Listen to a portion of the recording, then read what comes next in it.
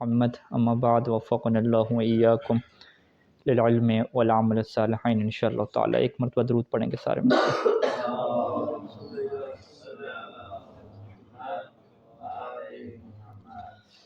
یہاں پہ جو فصل رابع عشر ہے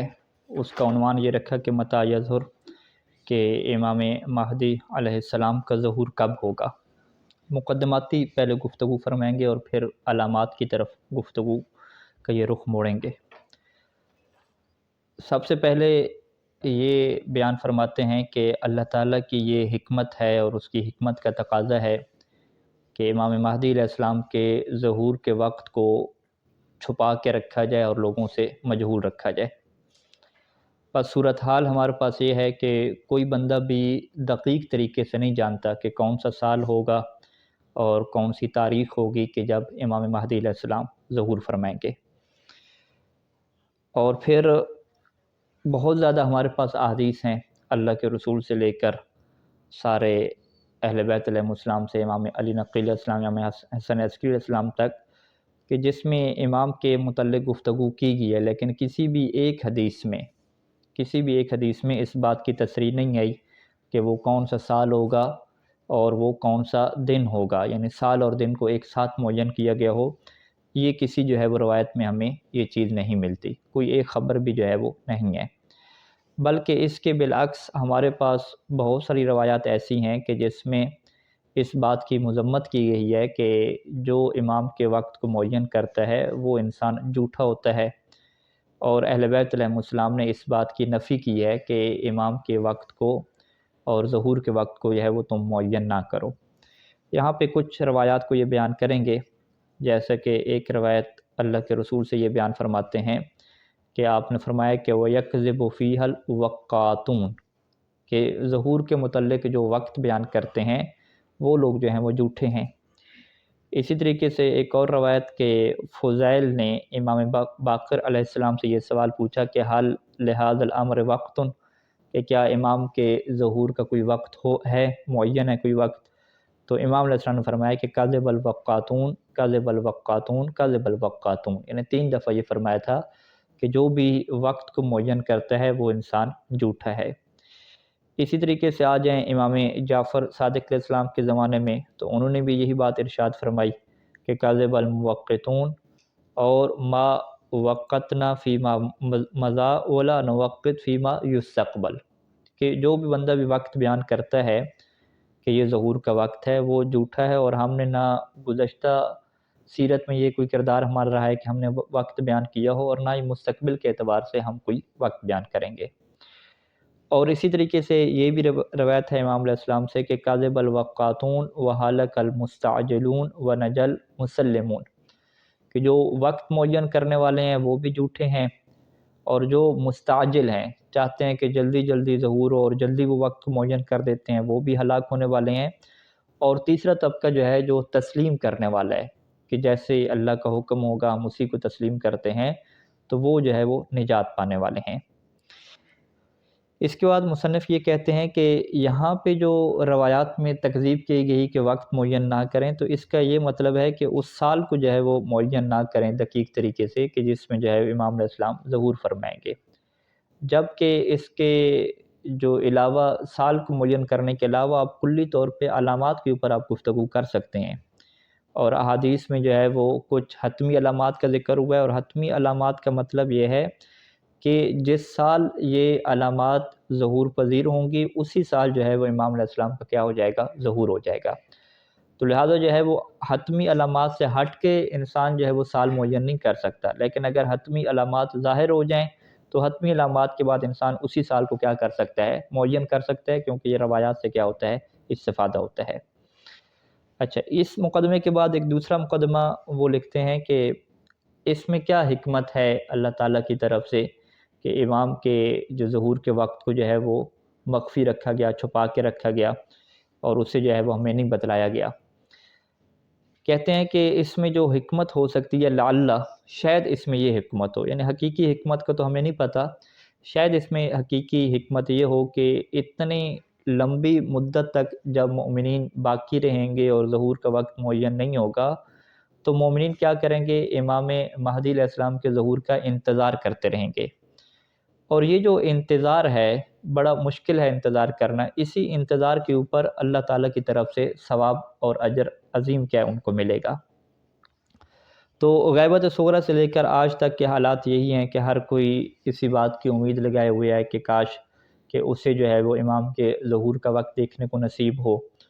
اور اسی وجہ سے وہ کیا کر رہا ہے؟ انتظار کر رہا ہے، اور اسے ایک انتظار کی کیفیت میں ہے۔ تو یہ ایک وہ موقع ہے کہ جب بہت سارے لوگ جو ہے وہ مایوس ہو جائیں گے، اور بہت سارے لوگ جو ہے وہ انتظار کرنا چھوڑ دیں گے، تو وہاں پہ جو مومنین کی ایک تعداد ہے جو اب بھی جو ہے وہ امام مہدی علیہ السلام کا انتظار کر رہی ہوگی، تو اس کا جو ہے بہت بڑا اجر و ثواب ہے۔ یعنی ایک حکمت ہمیں یہ سمجھ آتی ہے کہ مومنین کے اجر کو زیادہ کیا جائے اور ان کے ثواب کو جو ہے وہ بڑھایا جائے۔ اگر وقت معین ہوتا تو کوئی بھی انتظار نہ کرتا، کوئی بھی امید نہ کرتا، وہ کہتا کہ بس فلاں تاریخ معین ہے تو امام آ جائیں گے، ایک جو کیفیت انتظار کی جو روزانہ کی بنیاد پہ بنتی ہے وہ کیا پیدا نہ ہوتی۔ اور پھر یہاں پہ مصنف نے کچھ روایات کو بیان فرمایا کہ جن روایات میں باقاعدہ جو ہے وہ اس انتظار کو بطور عبادت کے لکھا گیا، اور اس انتظار کو بطور عمل کے لکھا گیا کہ انتظار ایک عمل کا نام ہے، اور اسی انتظار کو جو ہے وہ افضل ترین جو ہے وہ عبادات میں سے بھی کیا ہے لکھا گیا۔ جیسا کہ یہاں پہ اللہ کے رسول سے یہ روایت ہے کہ جس کو شیخ صدوق علیہ الرحمہ نے اکمال الدین میں نقل کیا ہے، اور باقی کتب میں بھی یہ روایت موجود ہے، کہ فرمایا کہ افضل اعمال امتی انتظار الفرج، کہ میری امت کے اعمال ہیں، ان اعمال میں سے جو افضل ترین عمل ہے وہ امام علیہ السلام کے ظہور کا اور کشادگی کا کیا کرنا ہے؟ انتظار کرنا ہے۔ یعنی اس روایت میں خود انتظار کو جو ہے وہ اعمال میں سے کیا ہے؟ شمار فرمایا۔ اس فکر اور اس سوچ کے برعکس کے جو کہتے ہیں کہ انتظار کیا ہے؟ کچھ نہ کرنا ہے۔ انتظار کا کیا مطلب ہے؟ کہ ہاتھ پہ ہاتھ رکھ کے بیٹھے رہیں اور انتظار کرتے رہیں، اور انتظار کو وہ کیا کہتے ہیں؟ کہ دلی کیفیت کا نام ہے۔ تو جب کہ یہاں پہ جو ہے وہ اعمال سے تعبیر فرمایا کہ یہ جو انتظار ہے ایک عمل ہے، اور یہ جو عمل ہے انتظار کا، یہ جو ہے وہ افضل ترین جو ہے وہ عبادت ہے۔ اور امیر المومنین علیہ السلام سے بھی یہی روایت ہے کہ المنتظر لامرنا کل متشاہد بدمہ فی سبیل اللہ، کہ جو ہمارے امر کا انتظار کرنے والا ہے، یعنی ان کی مراد یہی ظہور ہے، تو وہ ایسے ہے کہ جو اپنے خون میں لت پت ہو اور اللہ کے راستے میں کیا ہے؟ جہاد کر رہا ہو۔ تو جیسے اس کو اجر ملتا ہے، ایسے ہی اس انتظار کرنے والے کو اجر ملے گا۔ اور اسی طریقے سے باقی اہل بیت علیہ السلام سے بھی انتظار کو بطور عبادت کے شمار کیا گیا، اور بہت بڑا جو ہے وہ اس کا اجر بیان کیا گیا۔ جیسا کہ امام صادق علیہ السلام سے یہ روایت بیان فرمائی کہ آپ نے فرمایا کہ من مات منتظرا لہذا الامر کان کمن کان مع القائم علیہ السلام فی فسطاطہ، کہ جو بھی انتظار کرتے ہوئے اس دنیا سے چلا جائے تو اس کی حالت یہی ہے کہ وہ حجت قائم کے ساتھ ان کے خیمہ میں ہے، بلکہ پھر فرمایا کہ لا بل کان بمنزلۃ ضارب بین یدی رسول اللہ صلی اللہ علیہ وآلہ وسلم بالسیف، بلکہ اس کا مقام ایسے ہے کہ وہ رسول خدا صلی اللہ علیہ وآلہ وسلم کے سامنے ان کے لشکر میں شریک ہو کر تلوار سے جو ہے وہ جنگ کر رہا ہو۔ تو یہاں پہ جو ہے وہ اس عظمت کو بیان فرمایا کہ اس انتظار کا جو ہے وہ بہت بڑا جو ہے وہ ثواب ہے۔ یہ جو ہے وہ بیان کرنے کے بعد مصنف کہتے ہیں کہ ایک اور جو ہے وہ اس میں وجہ ہو سکتی ہے کہ خود جو انتظار ہے اس کے ذریعے سے انسان کا کیا ہوتا ہے؟ امتحان کا جو ہے وہ آغاز ہوتا ہے، اور اس پتہ چلتا ہے کہ یہ بندہ غیب کے اوپر اور اللہ کے رسول اور اہل بیت علیہ السلام کے وعدے کے اوپر کتنا جو ہے وہ یقین رکھتا ہے، اور کس طرح سے جو ہے وہ اپنے ایمان کو یہ باقی رکھتا ہے۔ تو لہٰذا جو ہے وہ اس کی ایک اور حکمت بھی ہے۔ یعنی پہلی حکمت تو یہی ہے کہ بہت بڑا ثواب ملے اور مومنین کو بہت بڑا اجر دیا جائے، تاکہ یہ تمام لوگوں سے اور تمام اہل بیت علیہ السلام کے زمانے کے جو اصحاب ہیں اس سے یہ افضل ترین قرار پائیں۔ اور دوسری حکمت یہ ہے کہ الامتحان والاختبار، کہ ظہور کا وقت معین نہ کر کے ان کا جو ہے وہ امتحان لینا جو ہے وہ مقصود ہے۔ اور یہ اللہ تعالیٰ کی عادت ہے کہ اللہ تعالیٰ جو ہے وہ صاحبان ایمان کا جو ہے وہ مختلف آزمائشوں کے ذریعے سے جو ہے وہ امتحان لیا جاتا ہے۔ تو یہاں پہ پھر جو لوگ اللہ اور اللہ کے رسول کے اوپر ایمان رکھنے والے ہیں، اہل بیت علیہ السلام کے فرامین کے اوپر یقین رکھنے والے ہیں، تو جتنے بھی لمبی مدت گزر جائے، جتنا بھی لمبا انتظار ہو جائے، وہ اپنے عقیدے اور یقین کے اوپر باقی رہتے ہیں۔ جبکہ جو منافق ہوتے ہیں وہ اس کی وجہ سے کیا ہے؟ مذاق اڑانا شروع کر دیتے ہیں، اور پھر مختلف قسم کی آیات اور احادیث کا مختلف معنی کر کے وہ ان کا ایک طرح سے انکار کرنا شروع کر دیتے ہیں اور کہتے ہیں کہ یہ کام تو جو ہے وہ نہیں ہونے والا۔ اور یہ بات جو ہے وہ روایات میں بھی ذکر ہوئی کہ خود یہ جو انتظار کی لمبی مدت ہے اور ظہور کا وقت معین نہ کرنا ہے، یہ اللہ تعالیٰ کی طرف سے کیا ہے، ایک امتحان کی خاطر ہے۔ اور یہ روایت آپ نے بیان کی یہاں پہ مصنف نے امام موسیٰ کاظم علیہ السلام سے، اور یہ کتاب جو الکافی سے ہے۔ الکافی سے امام موسیٰ کاظم علیہ السلام کی روایت اپنی سند کے ساتھ، کہ جس میں یہ جملہ موجود ہے کہ انما ہی محنۃ من اللہ عز وجل امتحن بہا خلقہ، کہ یہ اللہ تعالیٰ کی طرف سے امتحان ہے کہ جس کے ذریعے سے اللہ تعالیٰ اپنی مخلوق کا امتحان لیتا ہے۔ اور پھر مصنف یہاں پہ اس نقطے کی طرف اشارہ کرتے ہیں کہ اللہ کے امتحان کا یہ مطلب نہیں ہے کہ اللہ جو ہے وہ حقیقت نہیں جانتا اور اسے رزلٹ کا نہیں پتہ، اور الیاذ باللہ من ذالک وہ جو ہے وہ جاہل ہے اور اسے اس بات کی احتیاج اور ضرورت پڑ گئی ہے کہ وہ امتحان لے گا تو پھر پتہ چلے گا کہ کون جو ہے وہ کتنے پانی میں ہے، بلکہ اس وجہ سے نہیں ہے، یہ اتمام حجت کے لیے ہے، اور تاکہ سب لوگوں کو یہ معلوم ہو جائے، واضح ہو جائے، کلیئر ہو جائے کہ کون جو ہے وہ کتنے درجے کے اوپر ہے، اور ایمان کا اور یقین اور تصدیق کا کیا درجہ ہے۔ اور قرآن مجید کی آیت پہ یہی بیان کرتی ہے، سورہ عنکبوت کی آیت نمبر 3 سے 5 میں یہی بات موجود ہے کہ احسب الناس ان یترکوا ان یقولوا آمنا وہم لا یفتنون، کہ کیا لوگ یہ سمجھتے ہیں کہ بس وہ اتنا کہہ دیں گے کہ ہم ایمان لے آئے تو انہیں چھوڑ دیا جائے گا اور کوئی آزمائش ان کی نہیں ہوگی۔ وَلَقَدْ فَتَنَّ الَّذِينَ مِن قَبْلِهِمْ فَلْيَعْلَمَنَّ اللَّهُ الَّذِينَ صَدَقُوا وَلْيَعْلَمَنَّ الْكَاذِبِينَ، کہ ہماری تو یہی سنت رہی ہے اور یہی طریقہ کار رہا ہے کہ ان سے پہلے لوگوں کو بھی ہم نے آزمائش میں ڈالا، امتحان میں ڈالا، اور ہم سب لوگوں کو، ان لوگوں کو آزمائش میں ڈالیں گے۔ کیوں ڈالیں گے؟ تاکہ یہ بات واضح ہو جائے اور معلوم ہو جائے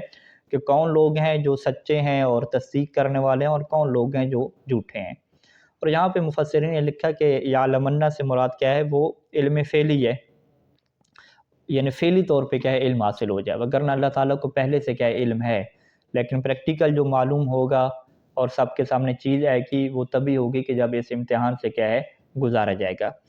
تو لہٰذا جو ہے وہ امتحان کا مقصد یہی ہو سکتا ہے کہ ایک تو جو ہے وہ مخلوق کے اوپر حجت اتمام ہو جائے، اور تاکہ سب کے اوپر جو ہے وہ حجت تمام ہو جائے، اور دوسرا وجہ جو ہے وہ یہ ہے کہ جب مومن اس امتحان میں کامیاب ہوگا تو اس کے ذریعے سے جو ہے وہ اسے اجر و ثواب جو ہے وہ ملے گا۔ اور اسی وجہ سے جو ہے وہ روایات اہل بیت علیہم السلام میں اس بات کو جو ہے وہ ذکر کیا گیا ہے کہ آپ اس امتحان میں کامیابی کے لیے دعا کیا کریں، تاکہ اللہ جو ہے وہ آپ کو ثابت قدم رکھے اور معرفت اہل بیت کو اور معرفت امام زمانہ کو باقی رکھے۔ جیسے کچھ دعاؤں کو یہاں پہ مصنف نے بیان بھی فرمایا ہے کہ ایک دعا ہے کہ جسے دعا الغریق کے نام سے روایات میں ذکر کیا گیا ہے، اور یہ امام جعفر صادق علیہ السلام سے ہے کہ جس کے پڑھنے کا حکم دیا گیا تاکہ انسان جو ہے وہ اس امتحان میں ثابت قدم رہے اور بہت بڑے اجر کو حاصل کر سکے۔ وہ دعا جو ہے وہ یہ ہے کہ یا اللہ یا رحمان یا رحیم یا مقلب القلوب ثبت قلبی علی دینک، ایک یہ روایت ہے، ایک یہ دعا ہے روایت میں، اور ایک اور دعا ہے امام صادق علیہ السلام سے کہ انہوں نے کہا کہ یہ جو ہے وہ دعا مانگا کریں کہ اللہم عرفنی نفسک فإنک ان لم تعرفنی نفسک لم اعرف نبیک، اللہم عرفنی رسولک فإنک ان لم تعرفنی رسولک لم اعرف حجتک، اللہم عرفنی حجتک فإنک ان لم تعرفنی حجتک ضللت عن دینی۔ یعنی اس طرح کی دعائیں باقاعدہ تعلیم دی گئیں کہ آپ ان دعاؤں کے ذریعے سے اللہ سے یہ دعا مانگیں کہ اللہ آپ کو جو ہے وہ معرفت عطا کرے اور آپ کے دلوں کو جو ہے وہ اس عقیدے کے اوپر ثابت قدم رکھے تاکہ اجر عظیم آپ فرما پائیں۔ اس مقدمے کے پورا ہونے کے بعد اب جو ہے وہ مصنف یہاں پہ چند ایک روایات کو ذکر کریں گے کہ جس میں باقاعدہ جو ہے وہ جمعے کا ٹائم، محرم کا، اس طرح کے مہینوں اور سالوں کی کیا ہے بات کی گئی ہے کہ امام علیہ السلام کب خروج کریں گے، کب قیام فرمائیں گے، پھر ان حدیث کے اوپر کیا مصنف اپنا تبصرہ پیش کریں گے۔ انشاءاللہ آنے والی گفتگو میں اللہ تعالیٰ کی توفیق سے ہم اسے بیان کریں گے۔ صلی اللہ علی محمد و آلہ اجمعین۔